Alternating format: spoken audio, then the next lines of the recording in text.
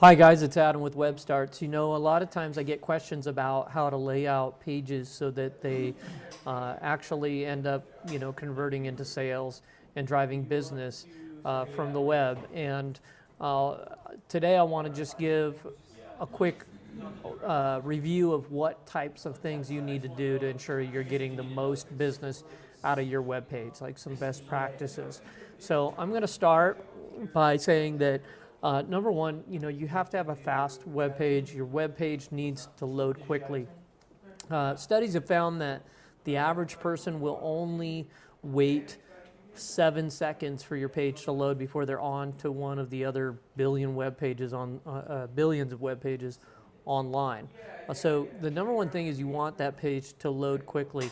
And to get your page to load quickly means that you probably don't want to put a lot of full resolution images. So for example, I'm looking at this site here and I built this site. This is a pretty big image. So when I go to view it online, well, right now it's in my browser already loaded, but it may take a moment for that image to load. So that's not necessarily what you want to do. If you really want to get your page to go fast, you probably don't want to use an image at all for the background. You'd probably be better off just using a solid color. So for the sake of this video, I'm just going to remove my background, and then I'm going to change this text to black so that we can see it while we're working with it, or to a little bit of a light gray.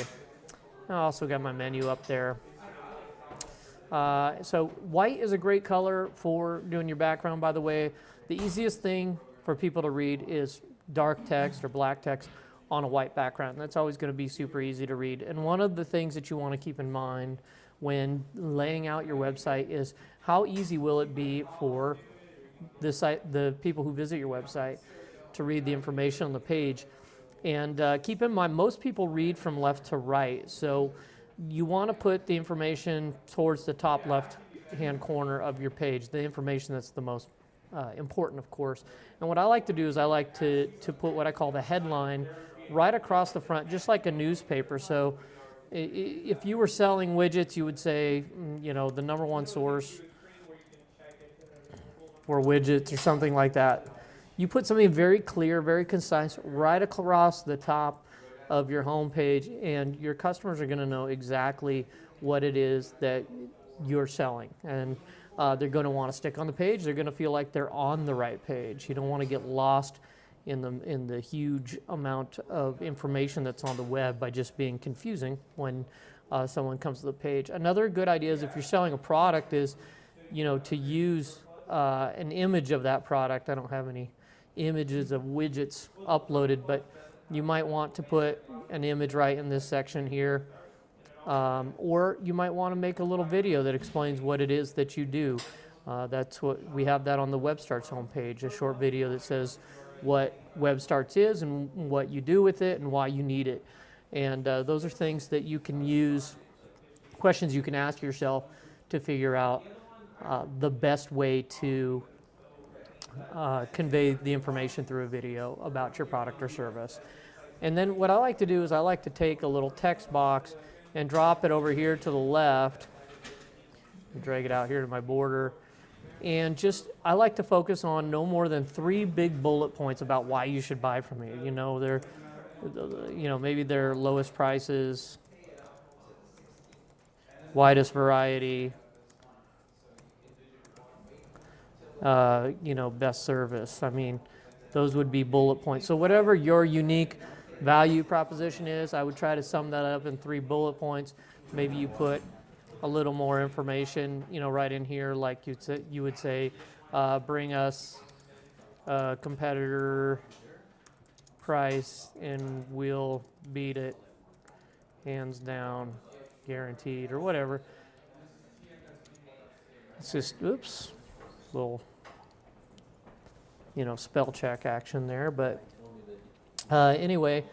And then maybe you want to make these bold so that the bullet points stand out a little bit.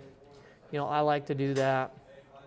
And then, but underneath each one of these, you could put, a little more text that explains what it is that or the reasons why you should buy from me. And then, very, very important, above the fold, which is actually this viewable area in most people's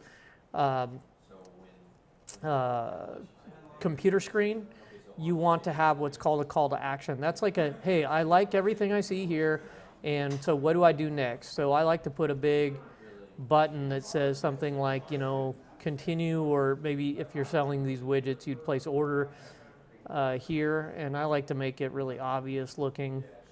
So I use kind of an obnoxious color, because in marketing it's more important that you stand out than to blend in. I don't want to blend in, I want to stand out. And so I use this bright orange or something like that. And then I would just say, click here to order now. And so now people know, hey, I can click on that link and order the product if I like it. Or if it's something like, you know, sign up for our newsletter, wherever you want to drive them, I would definitely recommend putting a call to action that's very clear and above the fold. That means it's in the viewable area of the screen. And I really recommend that you don't put that call to action further than 700 pixels down your screen. And let me show you quickly how you can tell whether it's 700 pixels down the screen. Keep in mind there's about 100 pixels on the top of the, with the toolbar in my editor view from here to here.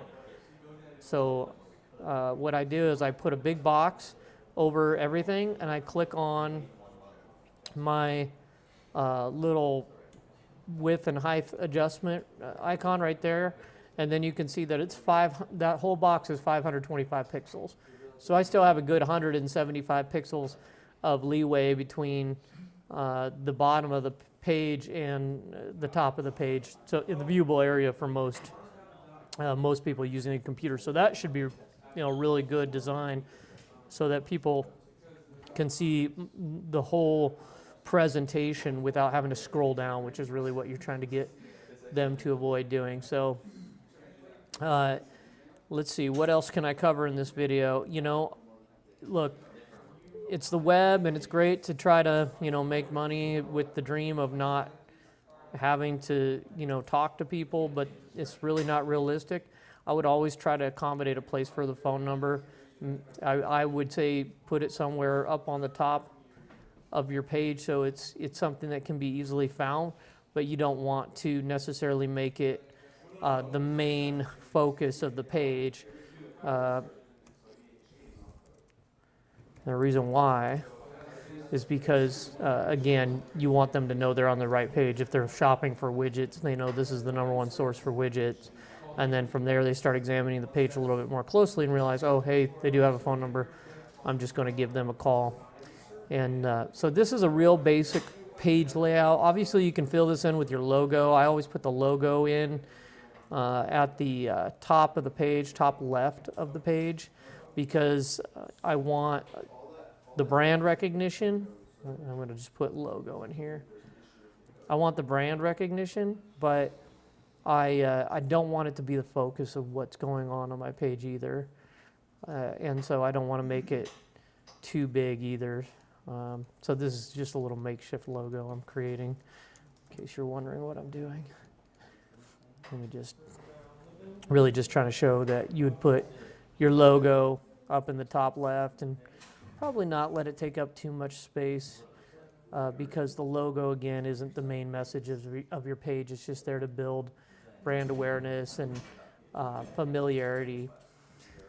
And you can adjust all this stuff, you know, however you see fit. Try to use your space wisely. Remember, you don't want to overwhelm people by putting too much information on a page. You basically want to give them just enough information to take the next step. So anyway, that's kind of a brief overview of how to design a page that really sells.